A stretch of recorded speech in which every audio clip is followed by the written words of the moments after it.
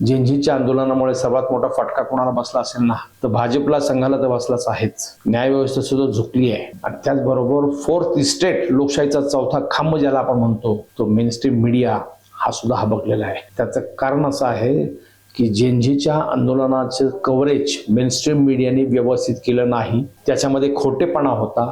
म्हणून मेनस्ट्रीम मीडियाचा प्रेक्षक हा 78% घटला आहे, असा सर्वे रिपोर्ट आलेला आहे. म्हणजे या संदर्भामध्ये रॉयटर आणि प्रिंट यांनी काही त्यांची जे निष्कर्ष आहेत ते मांडले.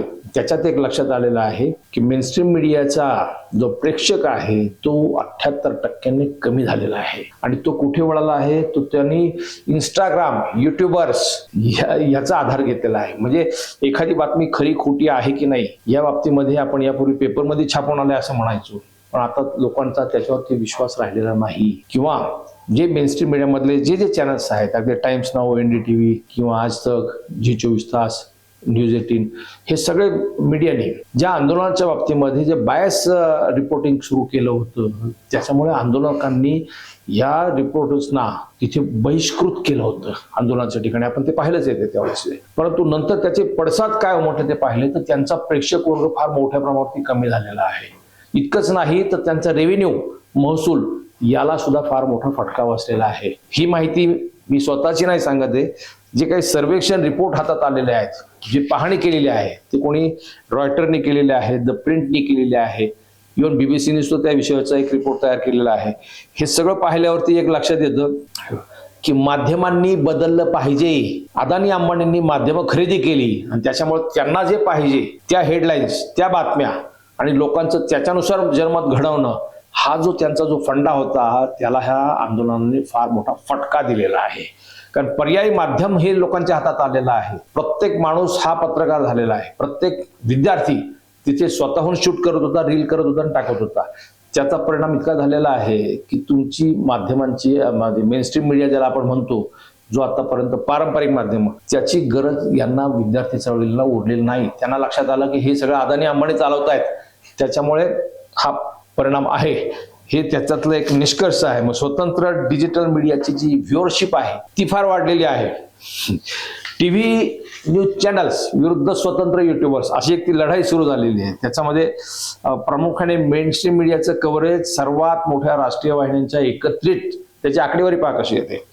सर्वात मोठ्या राष्ट्रीय वाहिन्या ज्या आहेत त्यांचे डिजिटल कव्हरेज मिळालेलं 32 दशलक्ष, म्हणजे साधारण 3.2 कोटी व्ह्यूज मिळाले होते. आणि स्वतंत्र क्रिएटर्स जो वाटा आहे, मग त्याच्यामध्ये स्वतंत्र क्रिएटर्स मध्ये कोण, ध्रुव राठी ज्याचे किती आहेत 54.5 दशलक्ष, रवीश कुमार त्यांचे 54 दशलक्ष, आकाश बॅनर्जी 41 दशलक्ष, संदेश भाटिया 15.5 दशलक्ष. ह्या फक्त 4 युट्यूबर्सचे मिळून 20.5 कोटी व्ह्युअर्स आहेत. एक लक्षात घ्या, ह्याच्यामध्ये म्हणजे मेनस्ट्रीम मीडियाचे फक्त 4-5 प्रमुख घेतले, त्याच्यामध्ये फक्त त्यांचं 3.2 कोटी आणि ह्यांचे आहेत 20.5 कोटी. म्हणजे मीडिया किती बदलतोय तो पहा. त्याचं कारणच एक आहे की ज्या वेळेस संपूर्ण फोर्थ इस्टेट अदानी अंबानींनी खरेदी केली, त्यांना पाहिजे त्या पद्धतीने ते वागवायला लागले, त्यांना पाहिजे त्या पद्धतीने बातम्या ओपिनियन मेकरच्या दृष्टिकोनातून ते बनवायला लागले. लोकांना त्यातला खोटेपणा लक्षात यायला लागलेला आहे.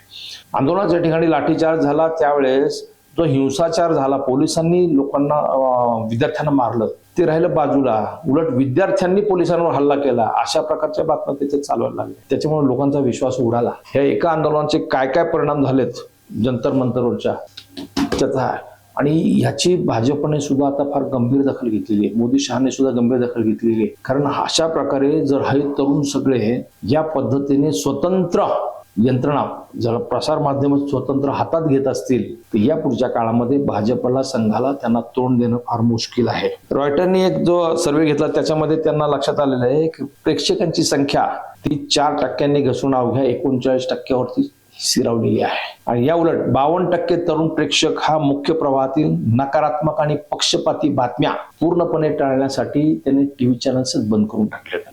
गोदी मीडियाच्या बाबतीमध्ये आपण ऐकलं, गोदी मीडिया ज्यांचा तो शिक्का आहे, अदानी अंबानी ज्यांनी खरेदी केलेली मीडिया आहे, त्याच्या बाबतीमध्ये तिथे लोकांनी सरळ सरळ ते त्यांच्या घरातले त्या बातम्या पाहणंच बंद करून टाकलेले.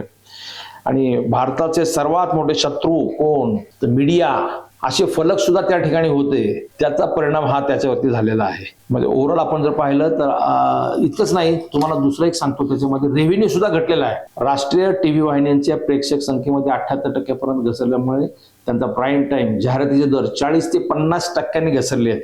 इतका मोठा परिणाम झालाय. आणि या उलट युट्यूबर्सची त्याच्यामध्ये चांदी झाली. मग ध्रुव राठी, रवीश कुमार, आकाश बॅनर्जी हे जे युट्यूबर्स आहेत त्यांची कमाई 60% वाढलेली आहे. एका आंदोलनाचा काय परिणाम होतो हा फक्त मीडिया पुरता हा मी विषय तुमच्याशी बोललेलो आहे. जणू तुम्हाला या विषयावर काय आवडतं. धन्यवाद.